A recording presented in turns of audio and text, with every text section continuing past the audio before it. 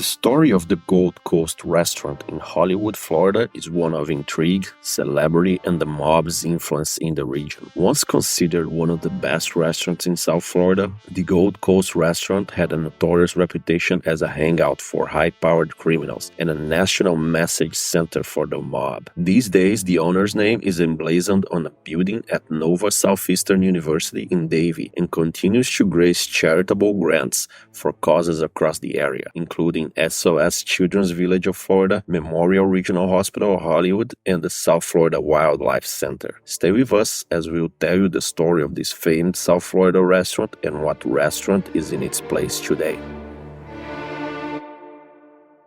Late one Tuesday night, a heavy-set man in a worn-out sports coat lumbered out of a sprawling restaurant on Hollywood Beach, Florida, to his parking spot, the one closest to the building. His Bassett Rounds, Amos, and Tilly tagged along. Even at 78 years old, Joe Sonken was usually the first into the Gold Coast restaurant in the morning and the last to leave. When not checking on his customers' place settings or the sauces simmering in the kitchen, he'd hunker down on his corner table with his dogs, reviewing receipts, a cigarette clenched between his teeth. How many times had he pulled out of this spot in the last 33 years?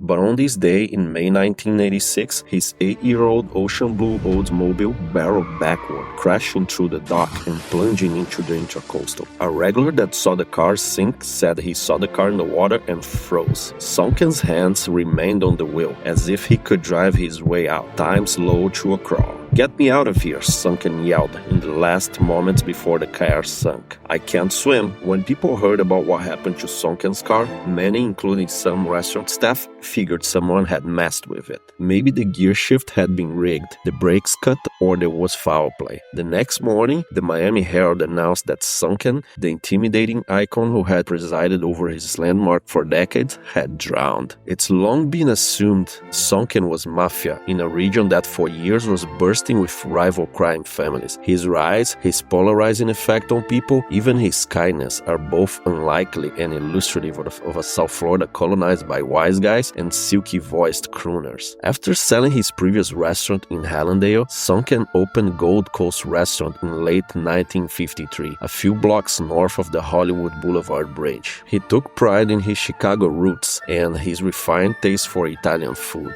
The restaurant's name referenced its double identity. Gold Coast was both a term for Florida's Atlantic cities, including up-and-coming Hollywood, and for the once swampy stretch of Chicago that once creative, redevelopment, and probably became elite. Sonken displayed Chicago memorabilia, street signs, pennants, and jerseys around the restaurant. If South Florida was the mob's version of Switzerland, then the Gold Coast was its United Nations, where rival wise guys agreed to get along. The restaurant was dark, quiet, and upscale, with easy access from the water, perfect for discreet meetings and transactions. It had a phenomenal marinara sauce that drew in both celebrities and criminals alike. Speedboat racer and smuggler Ben Kramer once left $10,000 in cash in the restaurant parking lot, knowing the parking lot would be secure. The Gold Coast dual identity as both an elite dining establishment and a hub for mob activity was an open secret. A United States Senate subcommittee even termed it a national message center for the mob, set up for secret communication between high-powered criminals. Despite this notoriety, the restaurant remained popular with stars like Frank Sinatra and Cary Grant.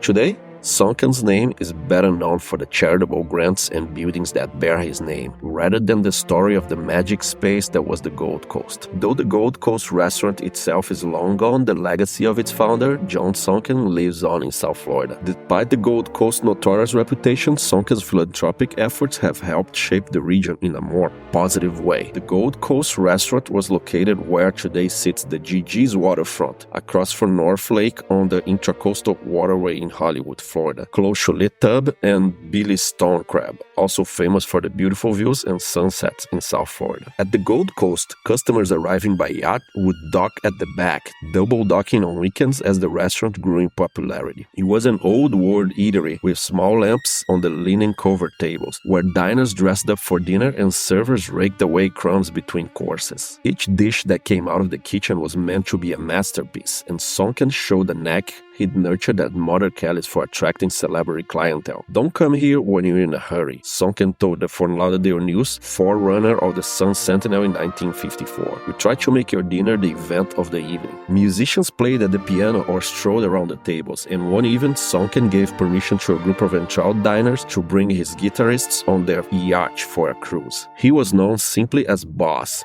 When a couple complained loudly that the presence of Sonken's dogs in the restaurant was unsanitary, a flick of his wrist was all it took for the maitre to escort out the troublemakers. Every customer was important, but Sonken didn't kowtow. He gave the boot to Frank Sinatra and his crew for being disruptive.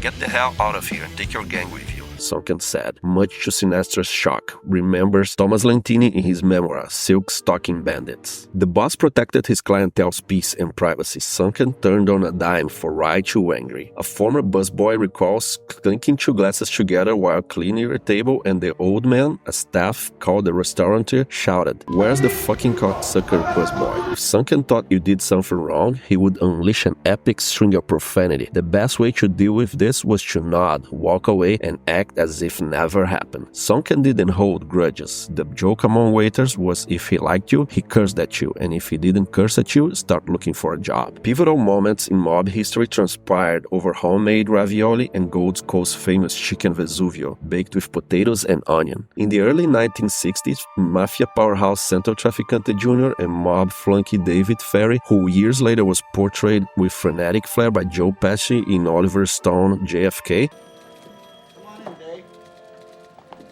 Thank you for coming. You remember me, Mr. Garrison?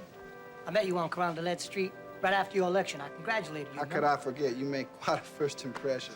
They orchestrated weapons smuggling and other schemes that were part of a plot to kill Fidel Castro. A CIA operation later investigated for connections to Kennedy's death. According to FBI files declassified in 1992. The heat turned up on Sonken when 1957 article by columnist Jack Anderson claimed the restaurateur didn't serve just steaks to the mafia. He was mafia. Surveillance was conducted on Gold Coast from the parking lot, from across the street, from the waterway, and by undercover agents with body cameras and recording devices, hiding behind Sonken's big red menus. In 1 year alone, 2,000 photos of Gold Coast were taken by the FBI. In the mid-1960s, a grand jury on corruption and rackets convened in Broward County, with Sonken the marquee name of the investigation. While this summary has provided a glimpse into the fascinating history of the Gold Coast restaurant and its enigmatic owner, Joe Sonken, there is much more to the full story. To truly immerse yourself in the intrigue, celebrity, and mob connections that define this legendary establishment, we encourage you to seek out the original source material and dive deeper into this captivating tale. Long ago,